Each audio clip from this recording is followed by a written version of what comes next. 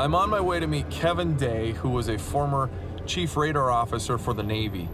Years ago, Kevin was stationed off the coast of California, and he actually had a front row seat to one of the biggest UFO sightings in the 21st century. 520, look at the sky. Oh my gosh, dude. Wow. The cylindrical object in the shape of a TicTac hovered somewhere between 15 and 24,000 feet in midair, and then suddenly darted off. 13 years later, video of the encounter was leaked to the New York Times. The video is considered the gold standard of UFO encounters, and to this day, analysts have been unable to identify the craft. There's simply no denying that this was a UFO. I have some very specific questions I'd like to take some notes on, if you don't mind. But why don't we start out, first of all, could you take me back to that day? Tell me, like, what was it like to read your eyes?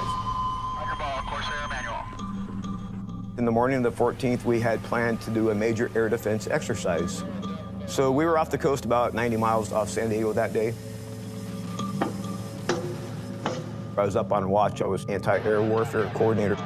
I'm the actual guy that makes the identifications. My whole job is to identify stuff that flies. Okay. And I noticed these really strange contacts off Catalina Island.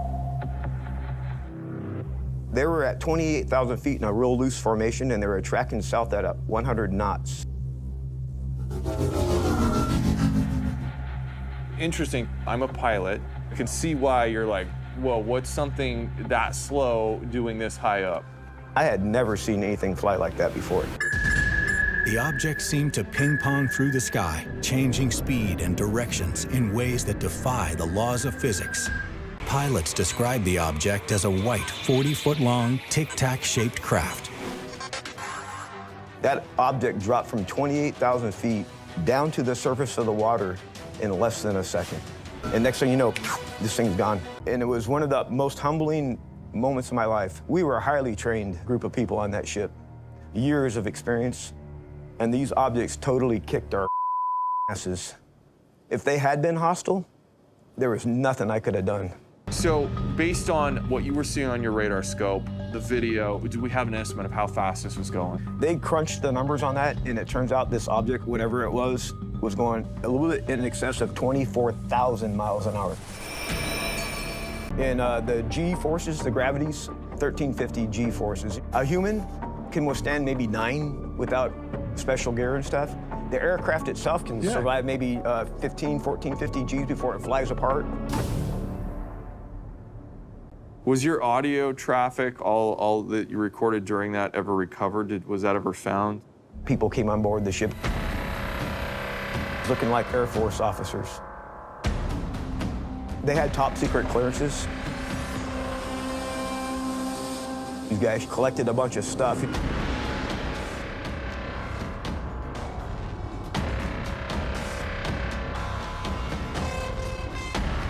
We have a system there that records all your external communications onto an optical disc. Then my comms were taken. All the actual voice data was taken. All your audio from radio traffic is gone? Yes. Wow. And ditto for the radar.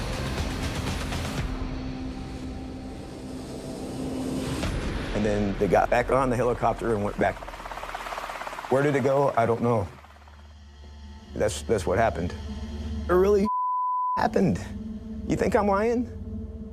No. I mean, really? I'm not.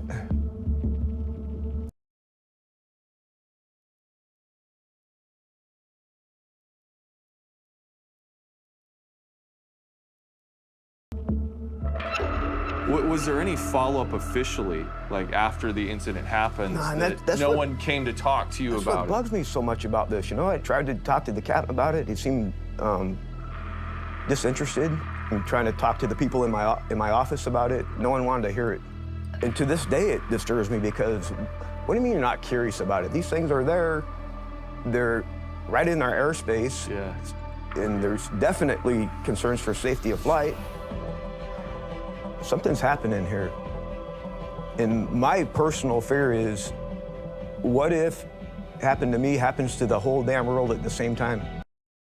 Hey, you made it to the end. Here, take a seat. I'm doing this collecting and cutting work on my free time, and the reason why is I'm convinced of its importance. We are occupying this planet at this moment, and we are building our lives on nameless heroes' achievements, who died to protect what they believe in. We would still be ruled by kings, and there would be no freedom of spirit if it wasn't for them. 82 people in 2 days is not gonna change the world, and frankly, it's not enough. If you think the content was good, consider subscribing and telling your friends about UAP Library. I get excited every time someone appreciates my work, and that keeps me going. See you on the next video.